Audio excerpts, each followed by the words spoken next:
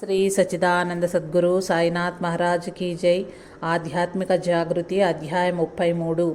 పుట్టినరోజు. మనకు ఎంతో ప్రియమైన పూజ్యశ్రీ భరద్వాజ మాస్టర్ గారి జన్మదినం సందర్భంగా వారికి ఏమి చెయ్యాలి, ఎలా చెయ్యాలి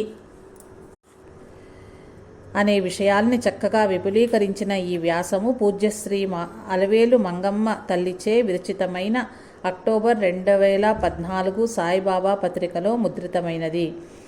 మానవులలో దాదాపు ప్రతి వారికి పుట్టినరోజు అంటే చాలా ఇష్టం. వారి ఇచ్ఛానుసారం వారి శక్తి మేరకు ఈ పుట్టినరోజును జరుపుకుంటారు. పుట్టినరోజును జరుపుకోవాలన్న ఆలోచన ఇతర ఏ జీవికి లేదని మానవులకు ఎందుకు కలుగుతుంది?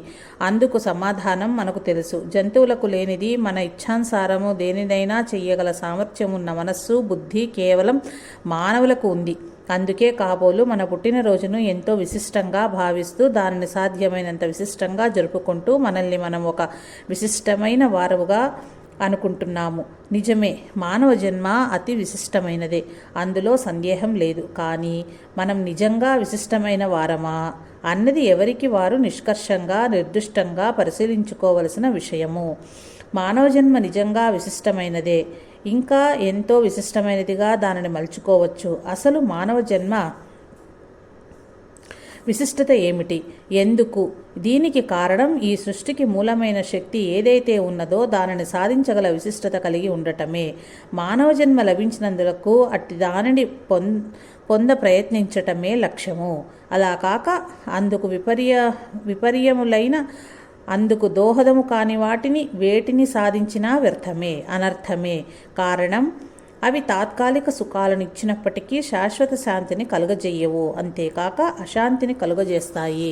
మానవుడు లౌకికమైన ప్రయోజనాలను ఎన్నింటిని సాధించినప్పటికీ వాటి వలన ఎన్నో ప్రయోజనాలను పొందుతున్నప్పటికీ మనకుండే సమస్యలను అవి తీర్చలేవు. అశాంతి తప్పటం లేదు. ఉదాహరణకు ఈనాడు మనకు ఎన్నో సుఖాలు లభిస్తున్నాయి. చీకట్లను పారద్రోలి కాంతులు విరజమ్మే బల్బులు వెలుగునిస్తున్నాయి. అలాగే విద్యుత్ వలన నిత్యావసరములైన అనేక సౌకర్యాలు అందుబాటులో ఉన్నాయి. అలాగే ఎక్కడెక్కడో ఉన్న వారితో మాట్లాడే వారిని చూసే వెబ్ సౌకర్యము అందుబాటులో ఉంది. ఈ ప్రపంచంలో ఎక్కడైనా ఏ విషయమైనా తెలుసుకోగల సౌకర్యము మనం కూర్చున్న చోటే మనకు అందుబాటులో ఉంది. ఇలా ఆలోచిస్తే డబ్బు ఉండాలే కానీ లభించని సౌకర్యం లేదనిపిస్తుంది. డబ్బు లేని వారి సంగతి ప్రక్కన పెడితే ఉన్నవారు తాము కోరుకున్న సౌకర్యాలను అనుభవిస్తున్నారు. అయినప్పటికీ వారు మనశ్శాంతిగా ఉండగలుగుతున్నారా? ఇవన్నీ మనకున్నాయన్న తృప్తిని పొందగలుగుతున్నారా అన్నది ప్రశ్న. లేని వారి వలనే ఉన్నవారికి కూడా ఇంకా ఏదో కావాలన్న ఆశ ఉంటూనే ఉన్నది. ఉదాహరణకు పూరి గుడిసె కూడా లేని వారికి పూరి గుడిసె కావాలని ఎలా అనిపిస్తుందో 10 భవనాలు ఉన్న వారికి కూడా మరొక చోట మరొక భవనం కావాలనిపించటం చూస్తూనే ఉన్నాము. ఏమీ లేని వారికి వలనే 2-3 కార్లు ఉన్నవారు కొందరు కొత్త కంపెనీ తయారు చేసిన కారు కోసం ఆరాటపడుతూ ఉంటారు.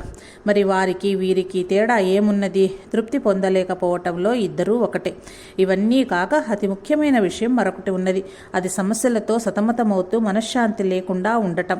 ప్రతి వారు ఏదో ఒక సమస్యతో బాధపడుతూనే ఉంటారు. అవి ఆరోగ్యపరమైనవి కావచ్చు, కుటుంబపరమైనవి కావచ్చు, సహజపరమైనవి కావచ్చు.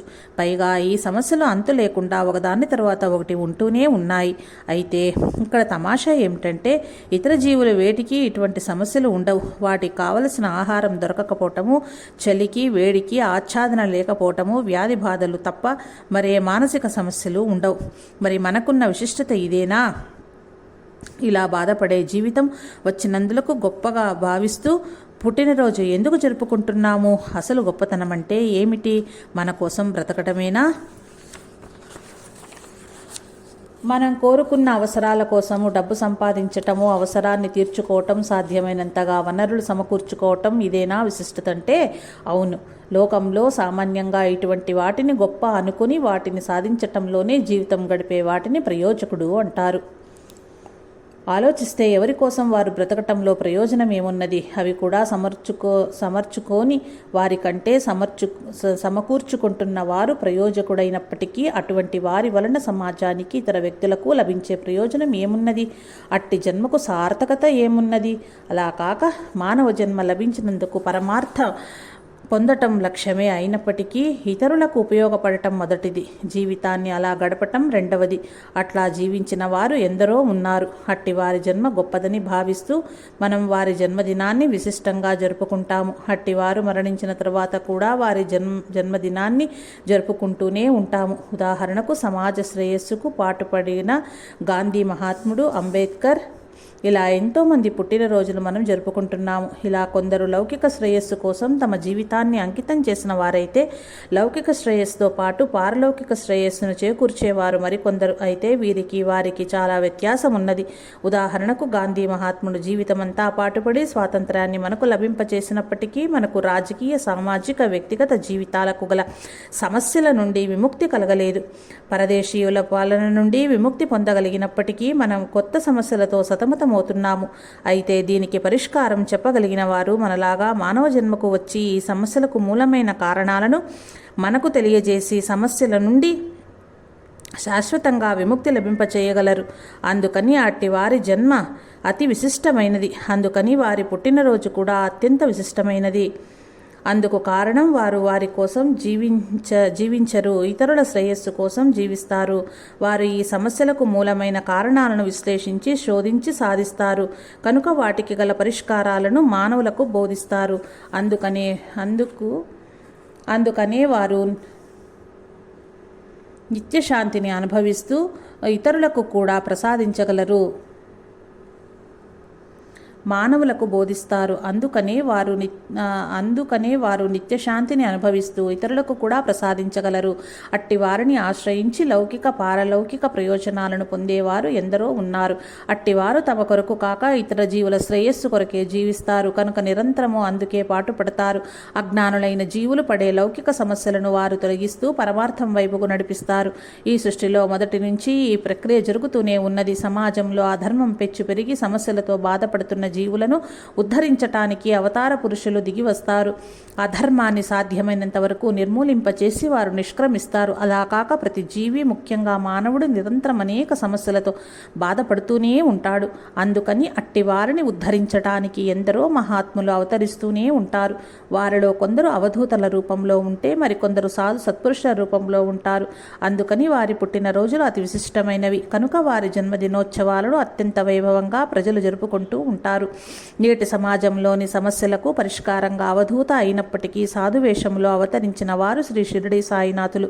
వారు నేటి సమస్యలకు సరియైన పరిష్కారం చూపగల సమర్థులని పూజ్యశ్రీ మాస్టర్ గారు నొక్కి వ్యాఖ్యానించారు. కారణం, ఆయనను ఎందరో మహాత్ములు గొప్ప అవతార పురుషులని ప్రశంసించారు. మహాత్ములలో సాయిబాబా, కోహినూర్ వజ్రం వంటి వారిని మెహర్ బాబా కీర్తించారు. నేడు శ్రీ షిరిడి సాయిబాబా వలన ఎన్నో కోట్ల మంది శ్రేయస్సును పొంది ఆయనను సేవిస్తున్నారంటే అది పూజ్యశ్రీ మాస్టర్ గారి వలన అని చెప్పక తప్పదు. పూజ్యశ్రీ మాస్టర్ గారి జీవితం అతి విశిష్టమైనది. ఆయన జీవితాన్ని పరిశీలిస్తే ఆయన సర్వసంగ పరిత్యాగి, జ్ఞాని, అవధూత అని స్పష్టంగా తెలియగలదు. శ్రీ సాయిబాబాను ఎంతోమంది సేవిస్తున్నారు. ఆయన వలన ఎంతో శ్రేయస్సును పొందుతున్నారు. అయినప్పటికీ మనుషుల మధ్య ఉండే సమస్యలు సమసిపోవటం లేదు. దాదాపు ప్రతివారు ఇతర వ్యక్తుల వల్ల ఏదో రకమైన సమస్యలతో మానసిక శాంతిని కోల్పోతున్నారు. దీనికి పరిష్కార మార్గం సాయి చెప్పకపోలేదు. ఆయన అప్పుడప్పుడు చెప్పిన సూక్తులలో వీటికి పరిష్కార మార్గాలున్నాయి. కానీ వాటిని విశ్లేషించి ఆలోచిస్తే కానీ ఆచరించడం సాధ్యం కాదు. అయితే పూజ్యశ్రీ మాస్టర్ గారు ఈ సమస్యకు పరిష్కారాన్ని చక్కగా చూపించారు. శ్రీ సాయిబాబా సూక్తులకు విశేషమైన వివరణ ఇచ్చి వాటిని ఎలా ఆలోచించాలో, ఆచరిస్తే వచ్చే లాభం ఏమిటో బోధించారు. అంతేకాక ఆయన తన జీవితాన్ని అందుకు ఉదాహరణంగా తెలియజేశారు. ఆయన జీవితాన్ని అవలోకిస్తే శ్రీ సాయిబాబా సూక్తులకు వివరణ లభించగలదు. అందుకని శ్రీ సాయి చరిత్రతో పాటు పూజ్యశ్రీ మాస్టర్ గారి చరిత్ర కూడా తెలుసుకోవటం అవసరము. ఆయన ఎవరెవరికి ఎటువంటి అనుభవాలను ప్రసాదించారో, ఎంతమందికి లౌకిక ప్రయోజనాలను సమకూర్చారో, ఎందరిని పారమార్థిక మార్గాన నడిపించారో తెలియగలదు.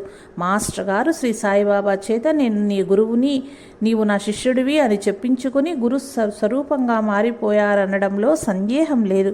సాయిబాబా అనే దివ్య జ్యోతి పూజ్యశ్రీ మాస్టర్ గారనే మరో జ్యోతిని వెలిగించి ఈ లోకానికి ప్రసాదించారు. అందుకనే సాయిబాబా మనకు ప్రసాదించిన మహితవరం పూజ్యశ్రీ మాస్టర్ గారు వారి బిడ్డలమైన మనందరికీ ఆయన చేకూర్చిన శ్రేయస్సు ఎంతటిదో తెలుసు. అందుకని ఆయనకు కృతజ్ఞతగా ఎన్ని జన్మలు ఆయనను సేవించినా ఆయన రుణం తీర్చుకోలేము. అందుకని మానవ జన్మ లభించినందులకు ఆయన బిడ్డలమైన మనము కృతజ్ఞతగా ఆయన జన్మదినం జరుపుకోవటం మన ప్రధాన కర్తవ్యం. ఆయన ఈ లోకంలో జన్మించి 76 సంవత్సరాలు నిండాయి. ఈ 77వ సంవత్సరము ఎంతో విశిష్టమైనది. కారణం ఈ సంవత్సరం ఆయన జన్మతిథి, జన్మ నక్షత్రం, ఆంగ్ల తేదీ ఒకే రోజున వచ్చాయి. ఇలా రావటం మళ్ళీ ఎన్నో సంవత్సరాలకు కానీ జరగదు. కనుక ఈ సంవత్సరం ఆయన జన్మదిన వేడుకలు ఎంతో ఆనందంగా విశిష్టంగా జరుపుకుందాము. అయితే విశిష్టంగా జరుపుకోవడం అంటే ఏమిటి? మనం అనుకునే విశిష్టత వేరు, ఆయన కోరుకునే విశిష్టత వేరు. ఘనంగా జరుపుకోవడం అంటే మనం ఎంతో డబ్బు ఖర్చు పెట్టి ఎంతో వైభవంగా జరుపుకోవటం అనుకుంటాము. అయితే వారు ఇలా జరుపుకోవడం అనే మన కోరికను కాదనరు. కానీ వారు కోరుకునేది మన మనస్సు, కాలము, ఆత్మలనే. మనం ఆయన స్మరణలో ఆ రోజు కాలాన్ని ఎంతగా గడిపాము అన్నదే వారికి ముఖ్యము. కనుక కనీసం ఆ రోజైనా ఎట్టి విభేదాలు లేక అందరము కలిసి ఆయన స్మరణలో సేవలో గడపాలి. అప్పుడే మనం చేసే ఈ ఉత్సవాలు చూచి వారు ఆనందించగలరు. కనుక ఈ పుట్టినరోజు సందర్భంగా ఆయన స్మరణతో సేవ చేసుకుంటూ నిరంతరం గడపటానికి ప్రయత్నిద్దాము. ఆ రోజు అట్టి స్మరణలోనే గడుపుదాము. ఆయన సంపూర్ణ కృపకు పాత్రులమవుదాము. విశిష్టమైన ఈ మానవ జన్మను మరింత విశిష్టంగా మలుచుకుందాము. జై సాయి మాస్టర్.